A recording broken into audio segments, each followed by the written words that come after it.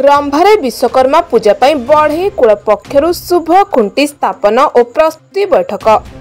स्थानीय शास्त्री मार्गरे दक्षिण ओडिशा विश्वकर्मा समाज बढ़ई कूल सह बंधित बिरुली तालुका पक्षरु सभापति जोगेन्द्र महाराणा अध्यक्षतार विश्वकर्मा पूजा पाई प्रस्तुति बैठक और शुभ खुंटी स्थापन कार्यक्रम अनुष्ठित हो जाइछि।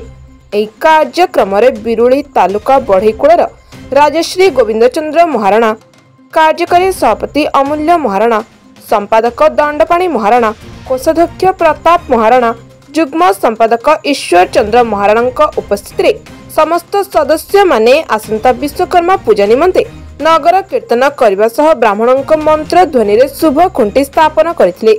बैठक में विश्वकर्मा पूजा किपरि आडंबर पूर्ण हेबो एने विश्वस्त आलोचना होइथिला। एही अवसर में विश्वकर्मा मंदिर निर्माण पई बैठक में प्रस्तावित होइथिला।